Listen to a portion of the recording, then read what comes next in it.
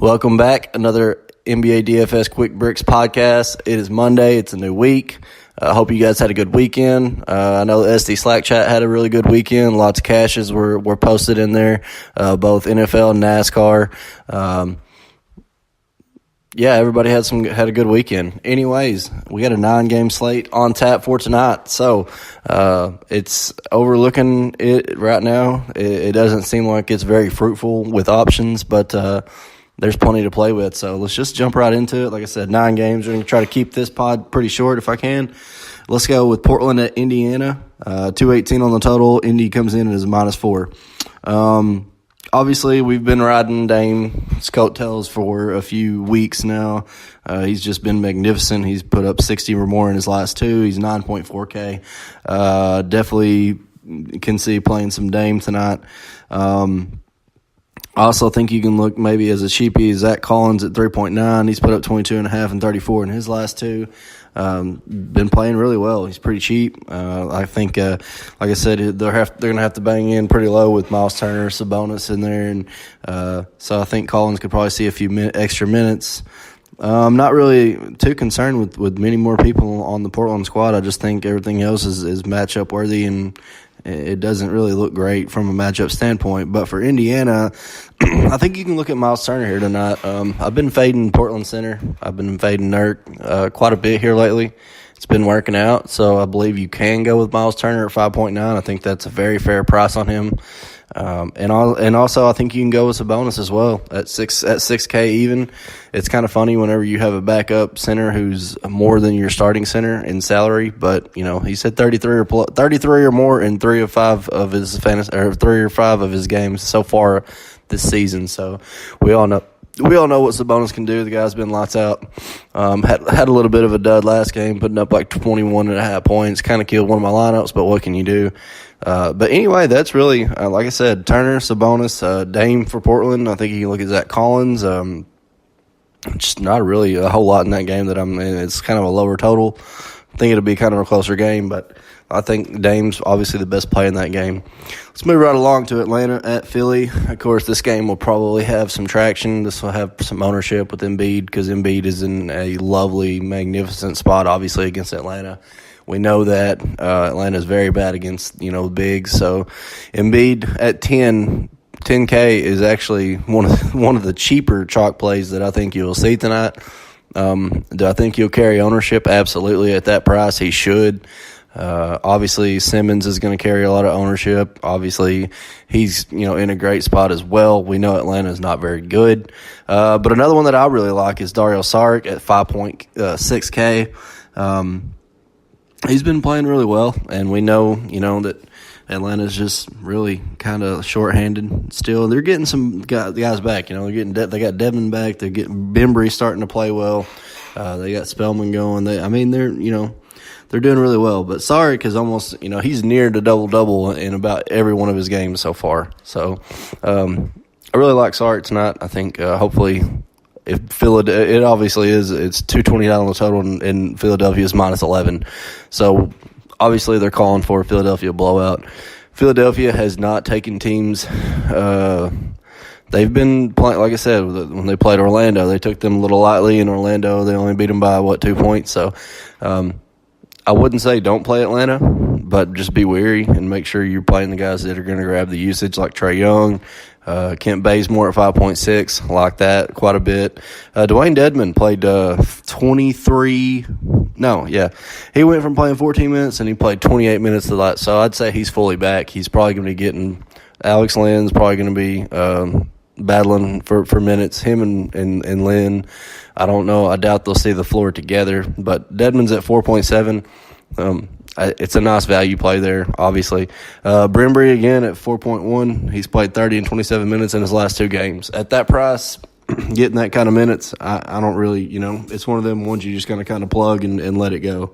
So that's really what I'm looking at in Atlanta and Philadelphia. Sacramento at Miami. 226 on the total, Miami -8. Really like a couple of plays in this one.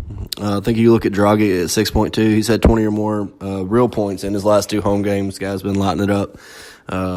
Not exactly a big fantasy stud because he just doesn't do a whole lot more than score, but I mean, he's 6.2K, so it's not my favorite play, but I'd say in cash he's probably a really good play.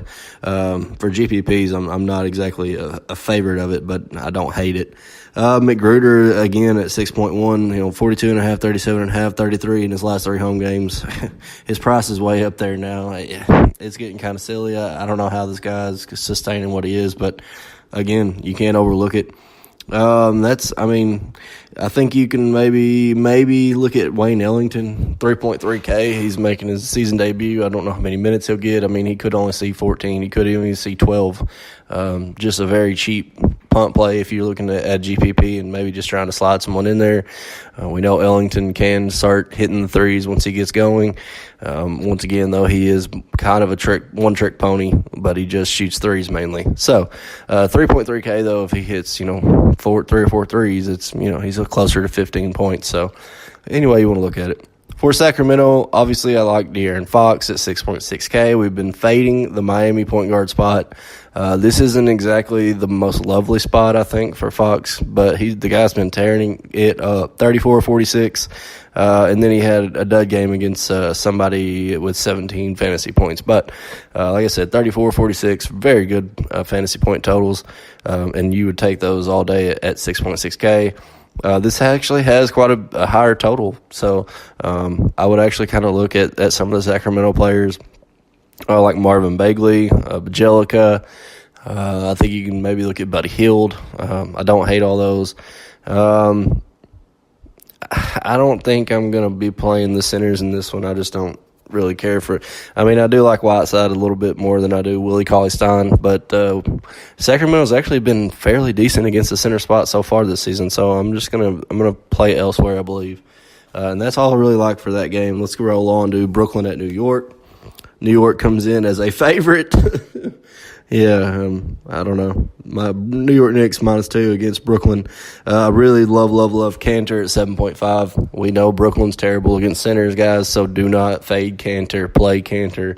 THJ obviously is in play at 6.8.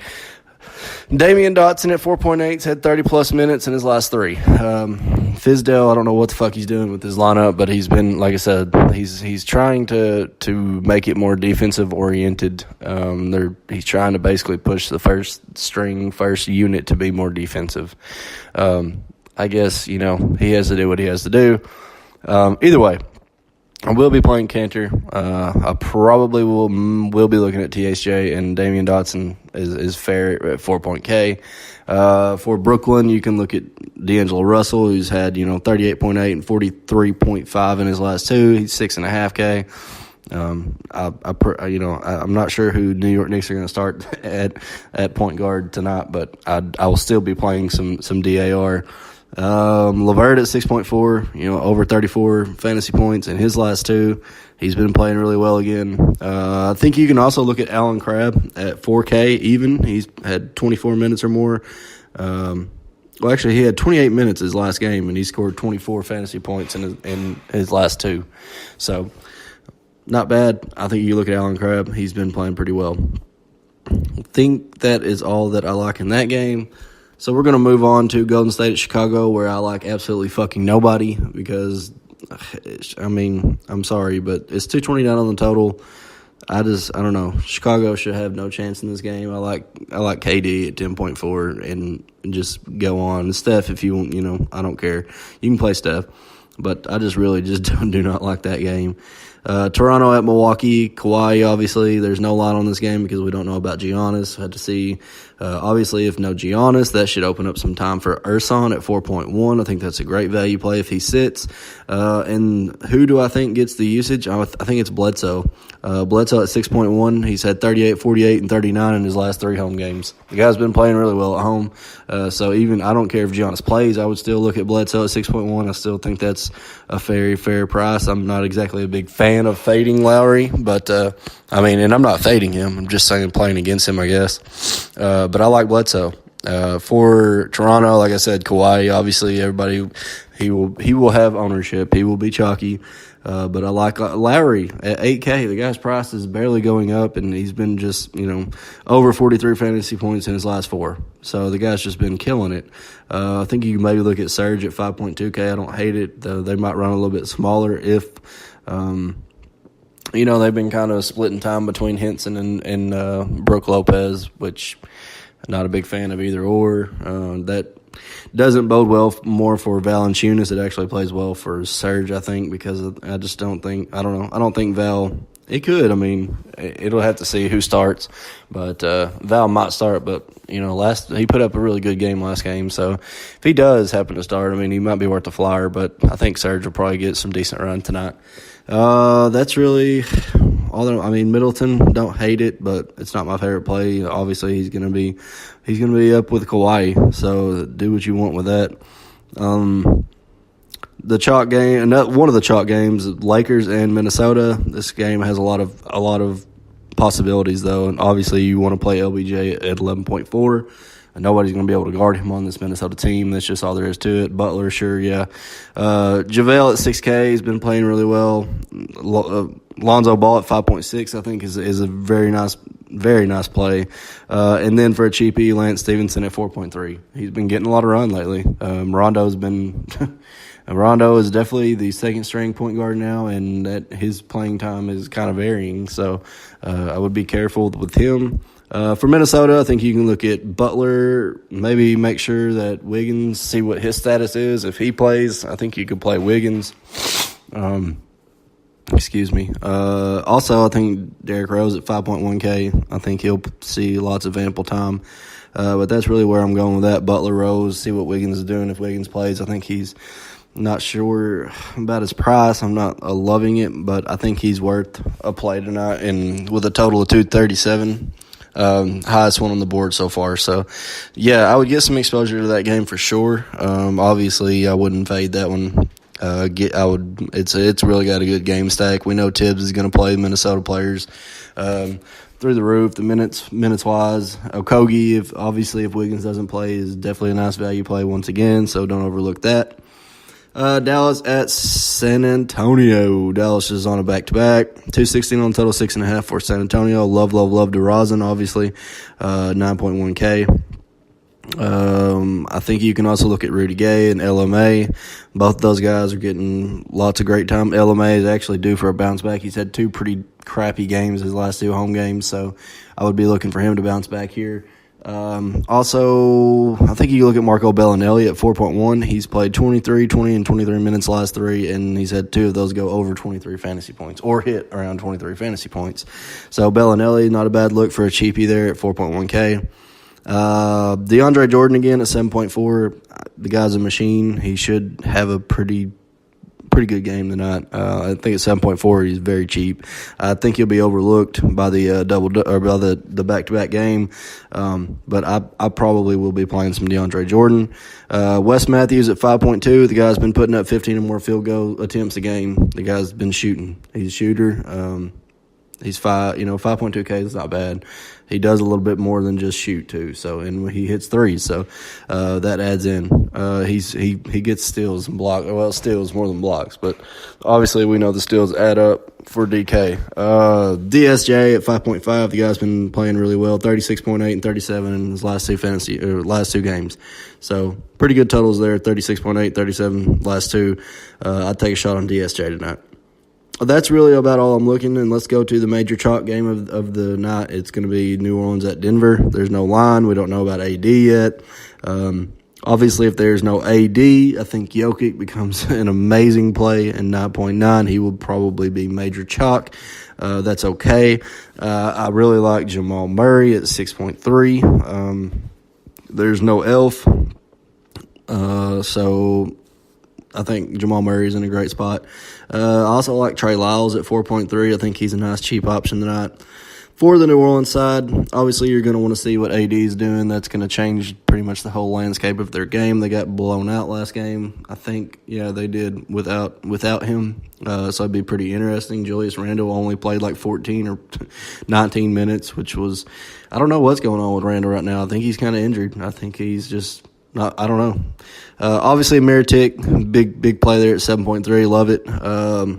Frank Jackson played 22 minutes last game with no elf, so would definitely be putting him in your back pocket as a nice value play there, because obviously this is going to be an up-paced game, and he might get the start. There's no elf. He should probably get the start. I don't know if they'll start Ian Clark. Ian Clark didn't even see that many minutes last game, so that's worthy of watching. Jahlil Okafor at 3.1K. He had 14 minutes last game, and he put up 18.5 fantasy points. So if you do the math there, that's quite a good number for the minutes that he got. If AD doesn't play again, he might be seeing an extra uptick in minutes. So I would be looking at that. So anyway, that's going to wrap up this edition of the Quick Bricks NBA DFS podcast. I got it in 16 minutes. I'm sure a lot of news is going to be coming out later. We're going to be talking in the SC Slack chat. So if you're not in there, I would advise getting in there. And with that said, just enjoy your Monday.